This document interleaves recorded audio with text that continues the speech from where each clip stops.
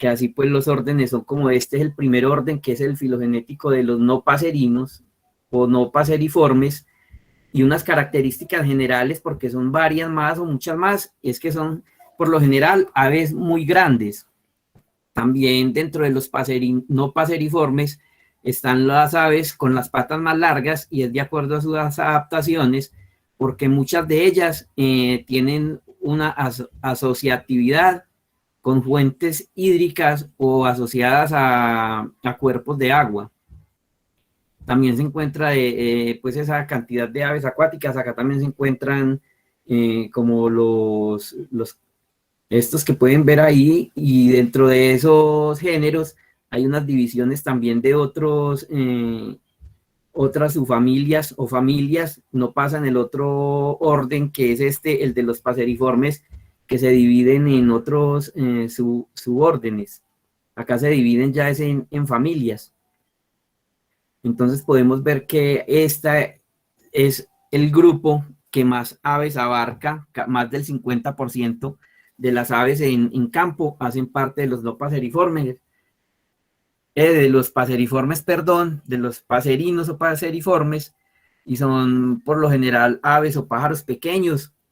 Tienen sus disposición de 3 dedos adelante y uno atrás. Por lo general atrás está el pulgar. Todas de ellas pasan por un estado inmaduro en el que son incapaces de proceder el alimento, o sea que en una época de su estadio de vida, los padres son los que proveen el alimento para ellos. Estos presentan subórdenes que establecen por la conformación del canto, y sobre todo los tiránidos, los cucaracheros. Son aves que son súper buenas canoras o cantadoras que llaman. También las mirlas hacen parte de este grupo, que estas son las mirlas. Estos son perdón.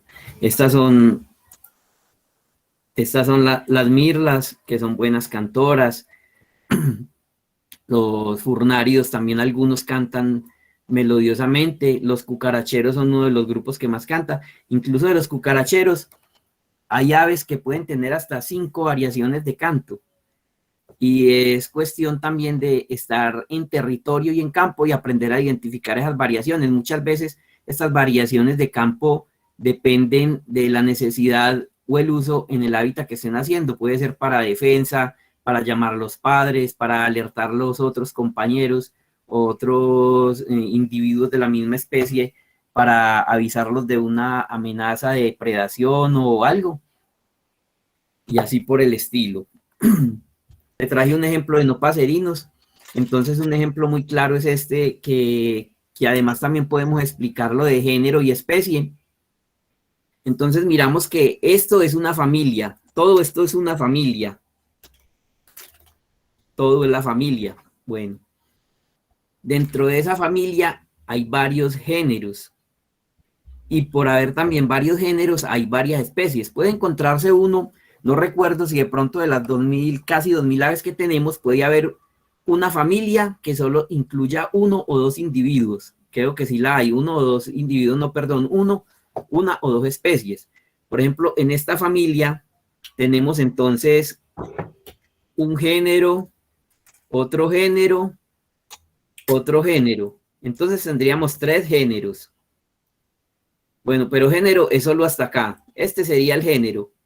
Sería género 1, género 2, género 3. Entonces, tenemos género 1, género 2, género 3 y género 4. O sea, 4 géneros para la familia de los gallinazos.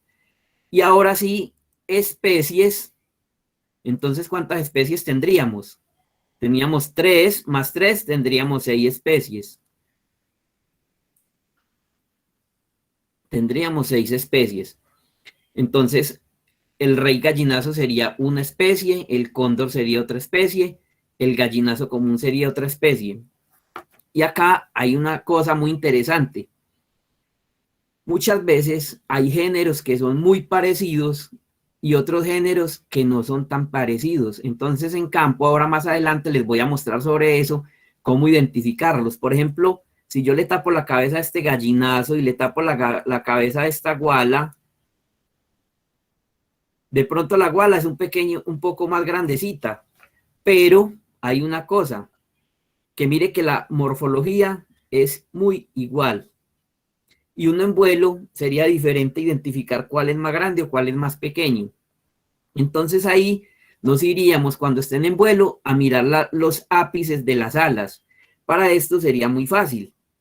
Mire el ápice del gallinazo y mírese no solo el ápice, sino la división de la ala, que tiene dos tonos de color iguales a los tonos de color del gallinazo, pero su terminación blanca es más a los extremos, o sea, más al ápice. Y la de la guala es un surco casi desde la mitad que se va de forma apical, terminar como antes de la punta, con esas dos manchas. Tal cual como se ven acá en la lámina, se verían en campo. Igual pasa con las rapaces. Entonces, con las rapaces hay que tener en cuenta que las rapaces ya se le tiene en cuenta entonces si son barreteadas, lo que le expliqué al principio, si son estriadas, barreteadas, o si tienen, por ejemplo, hay una muy común que llega en estos días que es el buteo platypterus, que tienes como ciertas estrías interrumpidas así, tiene surcos de estrías, pero son interrumpidas y son muy notorias. Entonces también, aparte de estas características, hay que tener en cuenta las barras alares o las barras de la cola, porque todas las especies no tienen igual cantidad de barras alares o igual cantidad de barras, perdón, en la cola. Otra de las cosas, estas dos especies en vuelo son muy similares, igualitas, y la cabeza casi similar. Acá que juega para aprender a identificar esta especie, entonces son las 5 y las 6. Entonces ahí nos iríamos a las 5 y a las 6. ¿Y qué haríamos ahí? A empezar a mirar cuál es la más común en su área de distribución. Y empieza a jugar también el tema de altura. Por eso es tan importante y les recalco a ustedes que se están iniciando y los que ya de pronto se iniciaron, ellos de pronto ya lo tienen presente como Carlos, algunas compañeras que ya han hecho el ejercicio y han salido más a campo que otros. Entonces, ¿qué hacen? Empiezan a tener en cuenta lo de la altura, lo de la zona de distribución, porque juega un papel importante. Ahorita lo vamos a ver con unos semilleros, que es bien complejo para identificarlos, pero a través de estas características se llega a determinar la especie de esos individuos o esos animalitos. Por ejemplo, acá hay una zona, bueno, eso ahorita lo explico, lo de simpatría. Vamos siguiendo. Entonces,